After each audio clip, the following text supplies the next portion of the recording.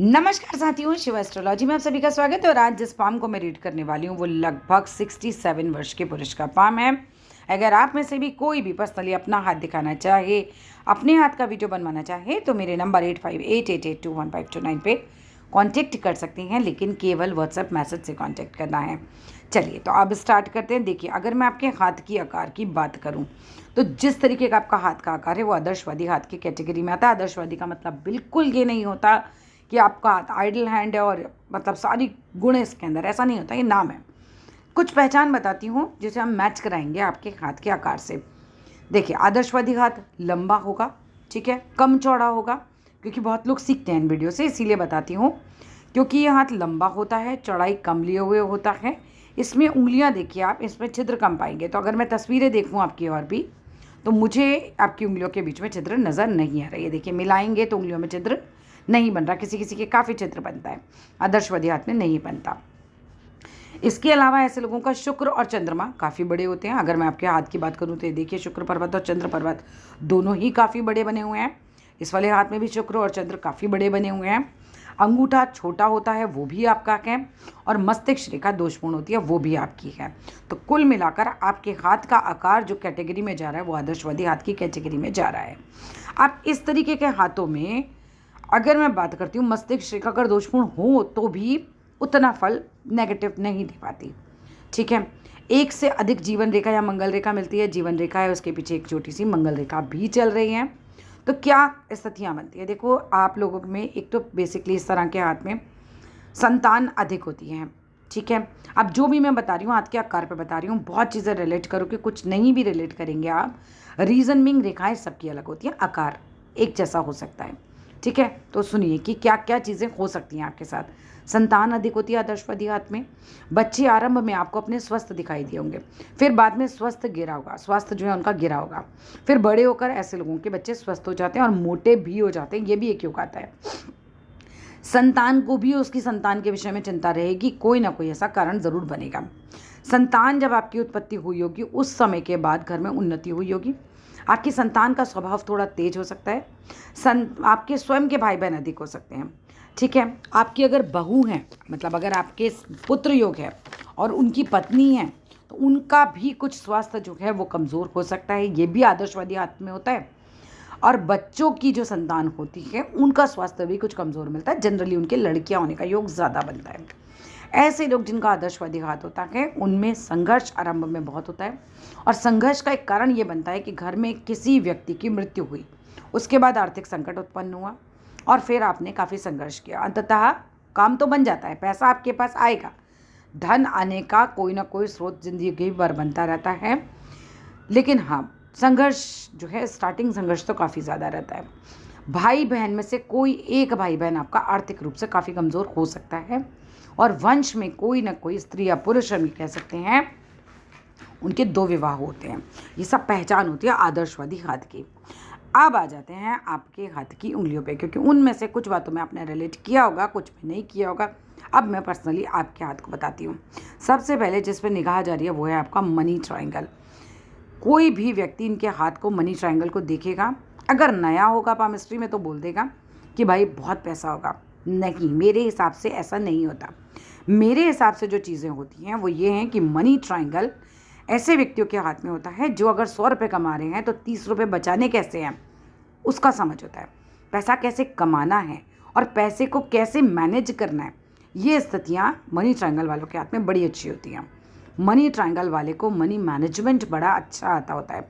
वो कितना भी कमा रहा होगा वो कुछ ना कुछ ज़रूर बचा के रखता है, वो पूरा खर्च नहीं करता कभी भी लाइफ में। इसके अलावा अगर मैं बात करती हूँ जीवन रेखा की, देखिए जीवन रेखा आपकी कैसी है, फैली फैली हो रखी है। ताउम्र कोई ना कोई चिंता सताती ही रहती है ऐसे लोगों को। कोई ना कोई या तो शारीरिक कष्ट लगा हुआ है थोड़ा बहुत, या कोई भी XYZ। लेकिन जैसी फैली हुई जीवन रेखा है, इसमें ऐसा व्यक्ति फ्लो में लाइफ नहीं जी रहा होता। उसको कुछ ना कुछ चिंताएं जो हैं वो परेशान करती रहती हैं। कभी आर्थिक हो सकती हैं तो कभी शारीरिक हो सकती हैं, लेकिन फैली जीवन रेखा वाले के जीवन में शांति नहीं आती।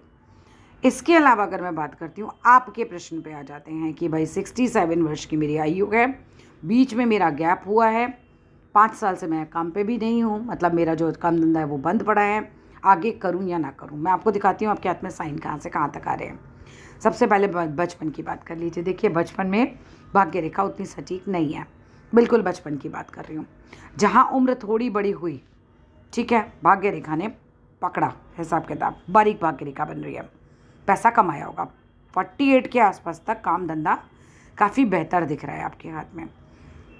50 के आसपास आते आते, 50 के बाद बल्कि लग रहा है मामला स्लो हुआ है थोड़ा, ये भाग्य रेखा फेड हो गई आपकी। उसके बाद आप दोबारा काम करेंगे, ये बात है। एक काफ़ी बड़े गैप के बाद, काफ़ी बड़े गैप के बाद, इतना बड़ा गैप इनके हाथ में दिख रहा है, उसके बाद आप वापस से एक बार दोबारा काम करेंगे। तो ये स्थिति आपके हाथ में बन रही है। आपका प्रश्न यही था कि मैं दोबारा स्टार्ट करूं या नहीं करूं, कर लीजिए, क्योंकि बाद में हमारी रेखा बनी है, ठीक है। आपने बताया आपको ट्यूमर भी हुआ। ये देखिए, जब भाग्य रेखा किसी की एकदम से फेड हो जाए, एकदम से गायब हो जाए, बड़ी बड़ी प्रॉब्लम्स लेकर आएगी।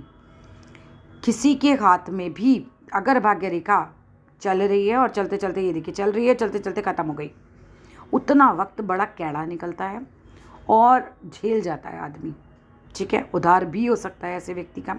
उधारी तो जनरली वैसे तब होती है जब रेखा धुंधली दिखाई दे, गायब हो जाए तो फिर संघर्ष बहुत ज़्यादा बढ़ जाता है। वो बढ़ा आपका, लेकिन फिर से एक रेखा उत्पन्न हुई तो आप दोबारा काम करेंगे। चलिए, यहाँ आते हैं एक एज पे, ये एक रेखा वापस से उठी है।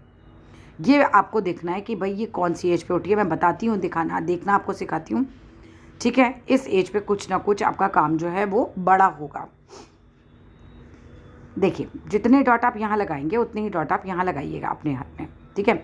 डॉट से सिर्फ हम दूरी नाप रहे हैं, और डॉट भी जनरली 9 या 10 ही लगते हैं, ठीक है। आपने उतने जितने डॉट यहाँ लगाए उतने ही डॉट यहाँ लगाए। इसको बिल्कुल स्केल रख के ऐसे खींच लीजिएगा लाइन। ये 21 साल का पीरियड बन जाएगा आपका। 21 के बाद आपने उतने ही डॉट आगे लगाने हैं। जैसे 10 डॉट ये लगे तो 10 आगे, तो ये 42 वर्ष का पीरियड बनेगा। उतने ही डॉट आप आगे लगाइए, ये 63 वर्ष का पीरियड बनेगा। उतने ही डॉट आगे लगाइएगा, फिर 84 वर्ष का, माने 21 मान लो यहाँ आया, 42 यहाँ आया, मान के चलते हैं, क्योंकि मैं जूम इन जूम आउट करूँगी ना तो मैं निकाल नहीं सकती, इसीलिए सबको सिखा देती हूँ। अब 21 के बाद अगला डॉट, अगर ये 10-10 की दूरी पर है, जनरली 8, 9-10, 9-10 की दूरी पर बनते हैं, तो ये क्या हुआ, 22, 23, 24, 25, 26, 27, 28, 29, 30, 31, ऐसे आप एज निकालिए। जिस साल ये ऊपर उठा होगा, कोई ना कोई आपके जीवन में बहुत बड़ा अवसर मिला होगा आपको। कोई बिज़नेस आपने जैसे स्टार्ट किया, बिज़नेस में ग्रोथ हुई, या कोई भी चीज़। बिजनेसमैन के हाथ आप जनरली देखेंगे लंबे होते हैं।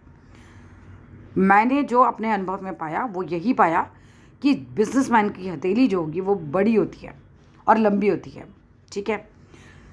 अब आ जाते हैं अगली बात पर, जीवन कितना होगा, जनरली सबको ये भी जानना होता है, आयु कैसी रहेगी। देखिए, अब आप उस स्थिति से तो निकले ही हैं, तो आयु खैर आपकी लंबी है, क्योंकि यहाँ पर हार्ट लाइन के ऊपर भी यहाँ तक तो ये पहुँच रही है। लेकिन देखो, आपने बताया था जैसे ट्यूमर की समस्या आई, ऐसे ही होता है। किस स्थिति में, देखो एक ये पार्ट हुआ और एक ये पार्ट हुआ, कुछ कुछ जब पार्ट हो जाए, ऐसे ही मस्तिष्क रेखा देखो ये पार्ट हुआ, फिर ये एक शाखा सी बनी।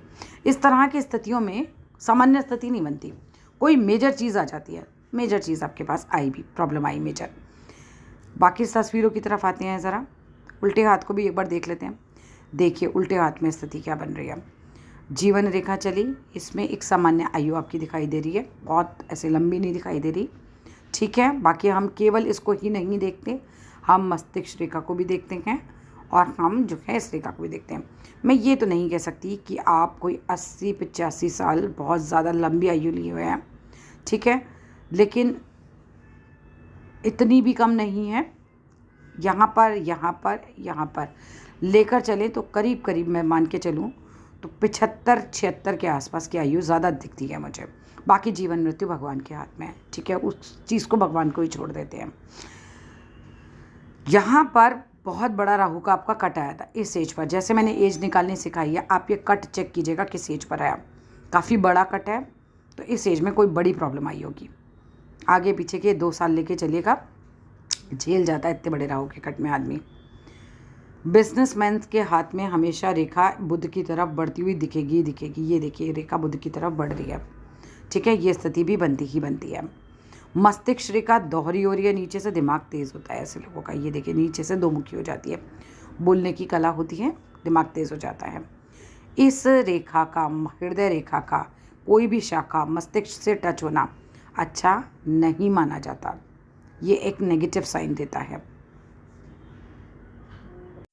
अब इसकी भाग्य रेखा को अगर हम चेक करें तो उल्टे हाथ से अगर आप काम करते हैं तो काम धंधा बिल्कुल मत स्टार्ट करना। उल्टे हाथ में कोई स्थिति ऐसी नहीं बन रही है अगर आप उल्टे हाथ को ज़्यादा यूज़ करते हैं। इसमें काफ़ी ज़्यादा संघर्ष नज़र आ रहा है और रेखाएं बिल्कुल घिस गई हैं। ये देखिए, ये जो रेखाएं घिसी हुई दिखती हैं ना, ये आपको उनके हाथ में ज़्यादा मिलेंगी जिन्हें कोई बड़ी बीमारी लगेगी। आपको भी ट्यूमर जैसी समस्या हुई। मैंने बहुत हाथ देखे जिसमें मैंने अदबदा के पाया। एक कैंसर का हाथ देखा, उस पर भी रेखाएं यही हिसाब किताब बना था। फिर किडनी वाले का हाथ देखा जिसमें यही स्थिति बनी हुई थी। आपका ट्यूमर वाला हाथ है, यही स्थिति बनी है। रेखाएं घिसी घिसी सी हो जाती हैं, बहुत धुंधली हो जाएंगी, घिसी घिसी सी हो जाएंगी। ये स्थिति किसी के हाथ में, जो लोग सीख रहे हैं वो देखें, ये तभी मिलेगी आपको जब किसी को कोई बड़ी बीमारी लगी होगी। ठीक है, खैर अगर आप उल्टे हाथ से काम करते हैं तो नया बिजनेस बिल्कुल मत स्टार्ट करना। अगर सीधे हाथ से करते हैं तो चांस लिया जा सकता है। बहुत मोटा पैसा बिल्कुल मत लगाइएगा अभी, इसलिए क्योंकि उल्टे हाथ की स्थिति बहुत फेवरेबल नहीं है। कर सकते हैं पर ज़्यादा पैसा मत लगाइएगा क्योंकि अब कोई बहुत बड़े अपॉर्चुनिटी तो नहीं मिलेगा, ये तो पक्की बात है।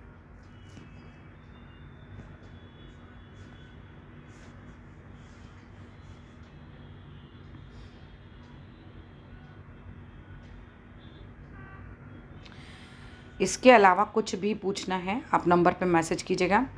चलते अपने हिसाब से होंगे, दूसरों के हिसाब से नहीं चलते। जब जीवन रेखा और मस्तिष्क रेखा तो आपकी नीचे से ही है, ये सब अलग अलग चल रही हैं तो इंसान अपनी मर्ज़ी का मालिक होता है। मकान आपका शुरू में बन गया होगा, मकान का योग आपके हाथ में है। ठीक है, सो कुल मिलाकर कहानी यही है आपके हाथ की। और कुछ जब हाथ की स्थिति थोड़ा सा ब्लैक की तरफ चला जाए, हाथ का कलर, ये भी मानसिक चिंतन, अशांति, इन सब चीज़ों को दिखाता है। ठीक है, तो फ़िलहाल की स्थिति तो यही बनी हुई है आपके हाथ में। अगर बिज़नेस दोबारा स्टार्ट करते हैं तो मोटा पैसा नहीं लगाना है, और अगर आप स्टार्ट करते हैं तो शनि के उपाय ज़रूर कीजिएगा। शनिवार वाले दिन किसी भूखे को खाना ज़रूर खिलाइएगा। जीव को खिला दीजिए, अगर इंसान को नहीं खिला सकते चींटी को खिला दीजिए। ठीक है, लेकिन ऐसा कीजिएगा। शनि कर्म का कारक होता है और शनि रेखा यानी कि भाग्य रेखा जब वो बिगड़ जाती है ना तो मामला गड़बड़ हो जाता है, उसको शांत करना ज़रूरी होता है। शनिवार वाले दिन मंदिर में दिया ज़रूर जला के आया कीजिए शनि मंदिर में।